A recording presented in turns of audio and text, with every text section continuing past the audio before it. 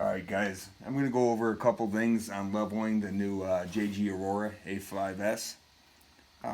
One of the big things you want to make sure is when you're leveling it, make sure you don't plan on moving it. Level it where you're gonna be printing from. One of the first things you're going to do is make sure that your gantry, your x-axis, is actually level. So you're going to measure from here to here. Both sides, make sure that you're level. If for some reason it is not, all you have to do right here is your screw. You're going to adjust one side or the other to make sure you're level. So without that, you're going to have all sorts of problems. Next thing we're going to do is we're actually going to level the bed. So one of the first things you want to do, these screws right here, make sure you bring them all the way in.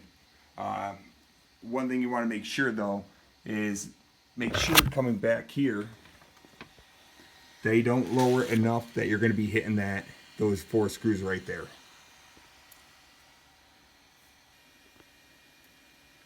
Next thing you're going to do is you're going to go, there's a bunch of different ways to do this. This is one thing I like to do to make sure that my Z-axis limit switch is set up in the right position. So first you're going to go to home and you're going to home all.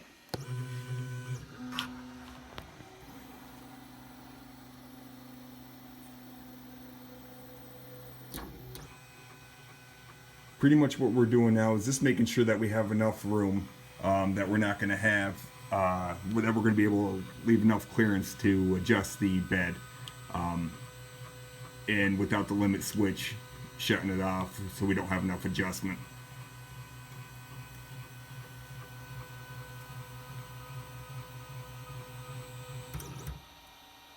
So as you can see, we have enough adjustment. If for some reason you do need to adjust it, your limit switch is right there. There are two screws, and it's slotted. You have enough room to adjust it where need be. Alright, so one of the first things I should have said though, is once you're tightening down the bed screws, do it evenly all the way around, little by little. You don't want to put any stress on the glass bed. You run a risk of cracking or breaking it. There's a couple different ways people do it. You could use a feeler gauge, piece of paper. A lot of people use a 0.2 millimeter feeler gauge. I'm just going to use a piece of paper to show you guys, and we'll go from there. So the first thing we're going to do, we're going to go right to here.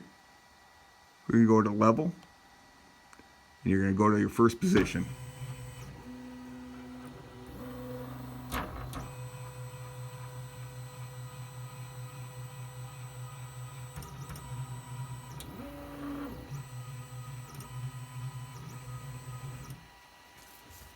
So what we're going to do is put the piece of paper in, and what you want to do is just get slight drag.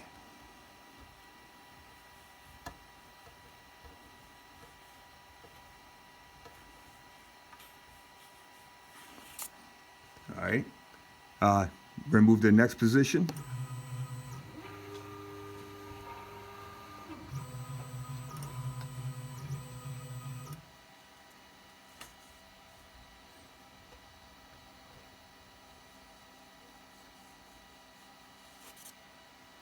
And we're going to keep doing this until we get all the way around.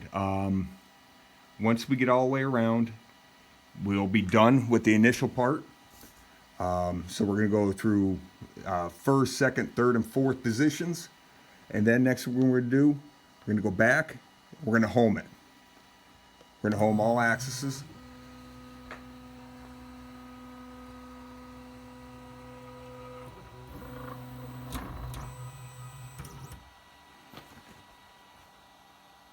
Next thing we're going to do is go back, and I'm going to actually move the Z-axis up.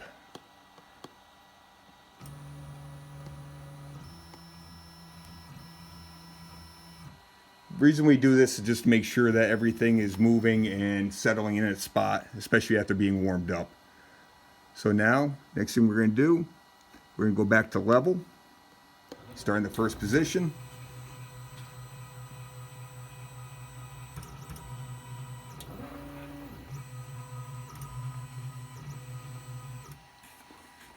We're going to make sure that we still have our slight drag. We're going to go all the way around.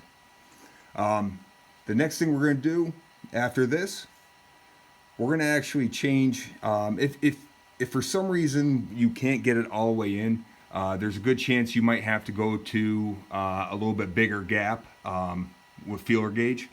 But the most important part is once you go to the center position on 5,